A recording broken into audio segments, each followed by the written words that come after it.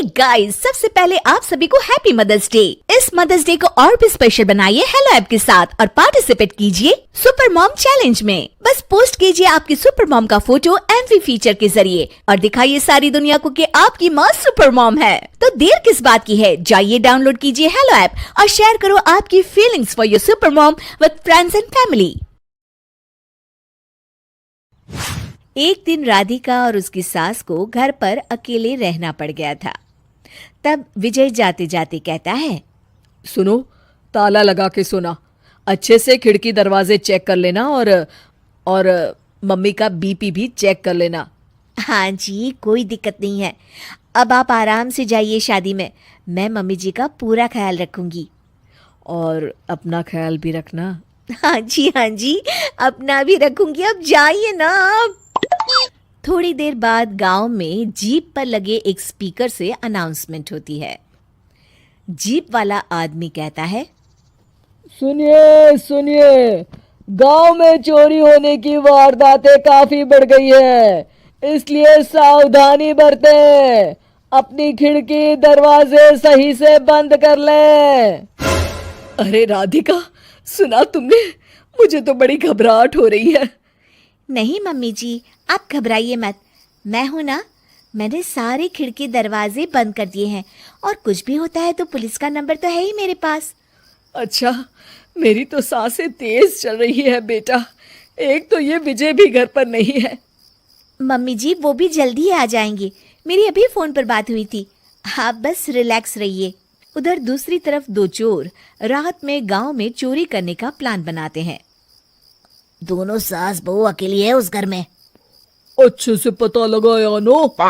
हाँ, कोई और नहीं है घर पर। अच्छा मौका है हाथ साफ करने का। अरे वाह, अब आएगा मजा। देर रात को जब सब कुछ सुनसान होता है, दोनों चोर गांव की तरफ निकल जाते हैं। अरे कौन सा घर है? वो कोने वाला, तुम बस मेरा पीछा करो। ठीक है। दोनों दबे पांव बचते बचाते राधिका के घर के बाहर तक पहुंच जाते हैं। ये सास बहू बड़ी चालाक है, कितना कस के सब बंद किया हुआ है, एक भी खिड़की नहीं खुल रही। चोर खिड़की खोल ही रहा होता है कि तभी बिजली जोर से कड़कती है और चोर डर जाता है। राधिका की सास भी चौंक कर उठ जाती है। राधिका भी उठ जाती है। क्या हुआ माँ जी? घबराइए मत, मैं आपके पास ही हूँ। तुमने कुछ आवाजें सुनी? माँ जी, बस बिजली कड़की है, आप बेवजह परेशान हो रही हैं। मैं आपके लिए पानी लेकर आती हूँ। ठीक है बेटा। राधिका जैसे ही पानी लेने के लिए उठती है, उसे खिड़की से चोर की परछाई दिखती है। ये देखते राधिका थोड़ा घबरा जाती है। वो अपनी सास को इशारा करती है। उसकी सास भी चोर को देखकर डर जाती है। शांत हो जाइए मम्मी जी। श्श। अरे मगर कैसे बेटा? हे भगवान, विजय को फोन लगा बेटा। माँ जी, इस वक्त अचानक वो पहुंच भी नहीं पाएंगे, मैं कुछ करती हूँ, आप बस शांत रहिए। उधर चोर अपने काम में लगा हुआ है, वो सब सामान देख रहा होता है। तभी उसको आवाज आती है, सुनिए जी, देखिए तो खिड़की के पास कोई है, मुझे लगता है चोर है। अरे, इसका पति तो घर पर है। नहीं, वो बाहर गया हुआ है, मैंने उसे खुद बस से जाते हुए देखा था। तो ये बातें किससे कर रही है? राधिका जानबूझकर जोर जोर से बातें करने लगती है। सुनिए जी, जल्दी आइए ना बाहर, मुझे पक्का शक है कि घर में कोई घुस आया है। अरे लगता है इसका पति आ गया है, ये दोनों अकेली नहीं है। भोलू की जानकारी तो गलत थी, भागो। चोर घबराकर जल्दी जल्दी बाहर की ओर भागने लगते हैं। तभी एक चोर का पांव फिसल जाता है, मगर वो फिर से जल्दी से खड़ा होकर भागने लगता है। वो गली के कोने तक पहुंचने ही वाला होता है कि पुलिस उसको पीछे से आके पकड़ लेती है।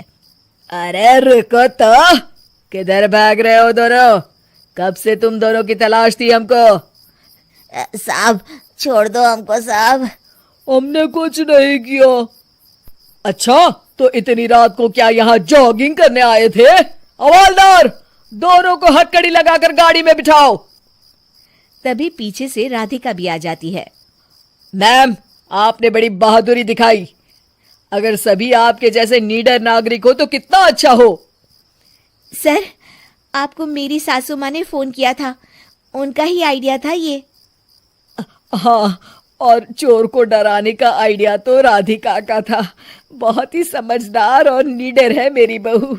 चलिए, आप दोनों का ही बहुत बहुत शुक्रिया। आपने इन चोरों को पकड़वाकर देश की मदद की है।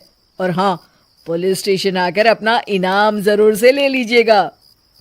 और अगले दिन विजय शहर से आ जाता है। वो अखबार में तस्वीर देखता है जिसमें राधिका और माँ इनाम ले रहे होते हैं। माँ, आपको कोई चोट तो नहीं आई है ना? अरे ना बेटा ना, जब तक राधिका साथ है तकलीफ कैसी। राधिका, तुम ठीक तो हो ना? I am so proud of you Radhika, तुम बहुत ही समझदार हो।